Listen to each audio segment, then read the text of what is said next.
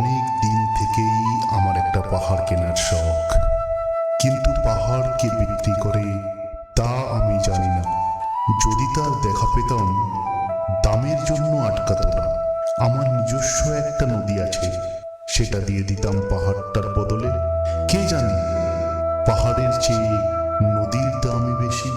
পাহাড় স্থানীয়, নদী বহমান, তবু আমি নদীর বদলে পাহাড়টাই কিনতাম, কারণ আমি ঠকতে চাই। নদীটাও অবশ্য কিনেছিলাম একটা দ্বীপের বদলে। ছেলেবেলায় আমার বেশ ছোট্ট খাট্ট ছিমছাম একটা দ্বীপ ছিল, সেখানে অসংখ্য প্রজাপতি। শৈশবের দ্বীপটি আমার বড় প্রিয়। আমার যৌবনের দ্বীপটি আমার কাছে মাপে ছোট লাগলো। প্রবাহমান চিপচিপে তন্নি নদীটি বেশ পছন্দ হলো আমার। বন্ধুরা বলল, ওইটুকু একটা দ্বীপের বিনিময়ে এত বড় একটা নদী পেয়েছিস, খুব জিতেছিস তো মাইরি। তখন জয়ের আনন্দে আমি বিহ্বল হতাম। তখন সত্যি আমি ভালোবাসতাম নদীটিকে।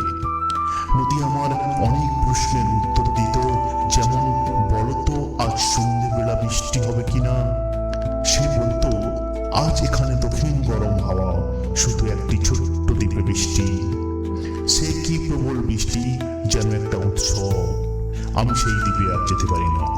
সে জানতো, সবাই জানে, শৈশবে আর ফেরা যায় না। এখন আমি একটা পাহাড় কিনতে চাই। সেই পাহাড়ের পায়ের কাছে থাকবে গহন অরণ্য। আমি সেই অরণ্য পার হয়ে যাব, তারপর শুধু রুক্ষ কঠিন পাহাড়। একেবারে চূড়ায় মাথার খুব কাছে আকাশ, নিচে বিপুলা পৃথিবী, চরাচরের তীব্র নির্জনতা। আমার কণ্ঠস্বর সেখানে কেউ শুনতে পাবে না। আমি ঈশ্বর মানি না, তিনি আমার মাথার কাছে ঝুঁকে দাঁড়াবেন না। আমি শুধু 10 দিককে উদ্দেশ্য করে বলবো, প্রত্যেক মানুষই অহংকারী। এখানে আমি একা, এখানে আমার কোনো অহংকার নেই।